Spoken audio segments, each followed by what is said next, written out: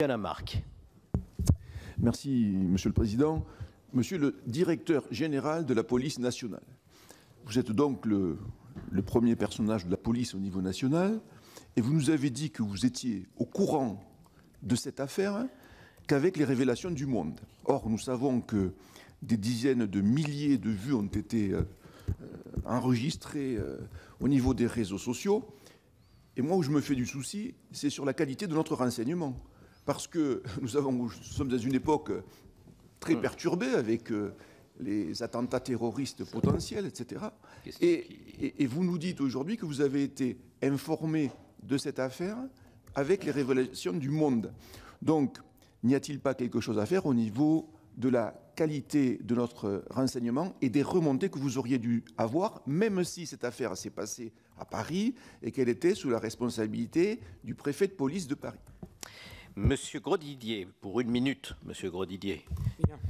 Je vous coupe au bout d'1 minute. Je vais faire une minute, alors que j'avais 3 questions. Je vais faire vite. Alors, non mais la défense d'Alexandre Benalla invoque l'article 93 et indique effectivement que M. Benalla aurait interpellé des délinquants qui s'en seraient pris aux forces de l'ordre. Est-ce que les images dont vous disposez, les informations dont vous disposez, corroborent cette thèse? 2, on a appris que M. Benalla disposait d'un véhicule de police, mais personne ne sait manifestement par qui ni comment. Alors peut-on se servir comme ça dans un garage de police, ou est-ce qu'il y a tout de même un système de traçabilité? Donc, si oui, peut-on savoir si c'est un véhicule de police, comment et par qui il a été affecté, ou si c'est un véhicule autre qui a été équipé en matériel de police? Est-ce que l'Élysée peut équiper comme ça, sans s'adresser au ministère de l'Intérieur ou à la police, ces véhicules? 3e et dernière question, vous avez longuement évoqué le statut d'observateur, mais il semblerait que M. Benalla soit davantage perçu comme un fonctionnaire d'autorité. Alors, qu'est-ce qu'il y a une doctrine sur les fonctionnaires d'autorité? Il y a les hauts fonctionnaires du ministère de l'Intérieur, les membres du corps préfectoral dans nos départements, mais il y a parfois des contractuels dans les cabinets ou d'autres fonctionnaires. Quelle est la doctrine en la matière, s'il y en a une, et quelle est la pratique? Merci, cher collègue. Monsieur Buffet. Merci, Monsieur le Président. Monsieur le Directeur, vous avez déclaré tout à l'heure que vous avez découvert les déclarations des syndicats d'hier, après l'audition qu'ils ont donnée hier après-midi entre 14h30 et 16h30 au Sénat, et que vous avez découvert le fait qu'ils étaient sous pression et notamment avaient des difficultés avec M. Benalla. Depuis hier et en prévision de la réunion de ce matin, pouvez-vous nous confirmer que vous avez décidé de réunir les syndicats pour recueillir leurs témoignages et enfin tirer cette affaire au clair assez rapidement? Alors, pardon, j'ai une dernière question, celle de M. Alain Richard. Oui, Monsieur le Président, c'est simplement une observation de méthode sur notre travail. Je vous ai entendu, en introduisant une de vos questions précédentes, mentionner le recueil des faits et la construction d'une interprétation. Je vous remercie beaucoup de cette distinction, qui est le cadre du travail d'une commission d'enquête. Et donc, je compte sur votre vigilance pour que dans la suite de nos travaux, chacun soit au clair sur ce que sont des faits et ce que sont des interprétations.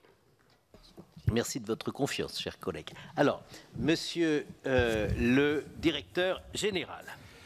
Rapidement, les questions sont nombreuses. Comment se passe la question des plaintes en cas de violence, etc. Alors effectivement, les personnes qui sont victimes de violences avec des conséquences, des préjudices physiques ou moraux ont la possibilité de porter plainte et le font généralement quand il y a un préjudice. Je l'ai dit tout à l'heure, pour le cas qui nous intéresse, les 2 personnes interpellées, il n'y en avait pas. Je ne cherche pas à choquer personne et à minimiser les faits. Je dis qu'objectivement, ils n'étaient pas blessés, ils n'ont pas demandé la consultation d'un médecin, ils n'ont pas porté plainte, ils n'ont pas été placés en garde à vue.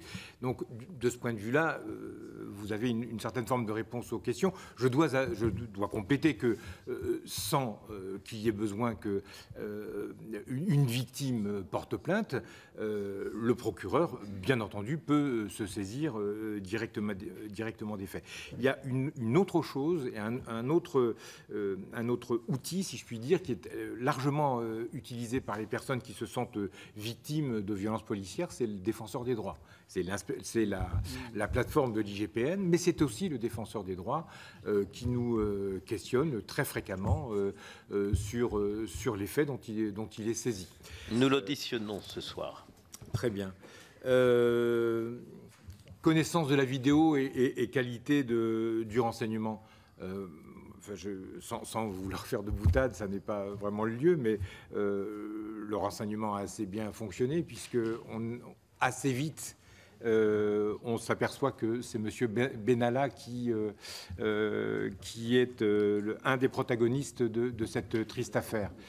L'information ne me remonte pas.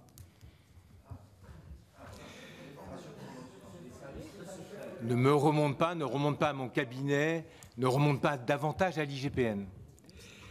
Les forces de l'ordre débordées qui auraient conduit M. Benalla à voler au secours de la victoire, si je puis dire, et à venir prêter main forte aux forces de l'ordre. C'est une plaisanterie. Quand vous regardez les images, vous voyez de nombreux fonctionnaires de police. Vous ne voyez pas, enfin, pour le peu que j'ai vu, la séquence, vous ne voyez pas d'objets volés, et vous ne voyez pas que la police est particulièrement fébrile. On voit au fond un groupe de policiers qui manifestement bloquent un accès ou un accès à la place. Mais autour de M. Benalla, puisqu'on sait que c'est lui aujourd'hui, il y a là quoi, une dizaine de fonctionnaires. De mon point de vue technique, il appartiendra à la justice de juger, mais de mon point de vue technique, ça n'est pas une justification. Le véhicule Laguna. Là pour le c'est Talisman ou Laguna ou Talisman, pardon, Talisman. Excusez-moi, Talisman. C'est on est vigilant. J'ai le droit à l'erreur parce que le véhicule n'a pas été acheté par le ministère de l'Intérieur. J'ai la liste très précise de l'ensemble des véhicules qui sont achetés sur le programme budgétaire. Je suis responsable du programme de la police nationale. J'ai la liste des véhicules. Ce véhicule n'y figure pas. Il n'a pas été acheté par mes services, par le SDLP.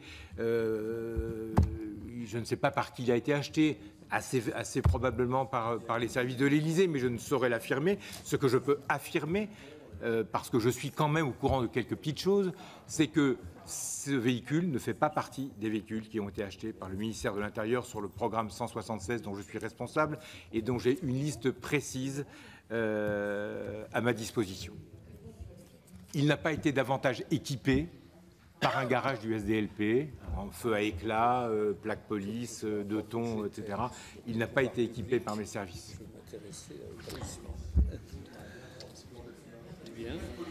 Alors, monsieur le directeur général. Mais je dis, il n'a pas été équipé par... Il n'a pas été équipé par les garages du SDLP dont j'ai la responsabilité. Statut d'observateur, fonctionnaire d'autorité contractuelle, enfin les fonctionnaires d'autorité sont des fonctionnaires. Dans la fonction publique et surtout dans des domaines régaliens comme celui de la sécurité, ceux qui sont les seuls à avoir une autorité légitime sont des fonctionnaires.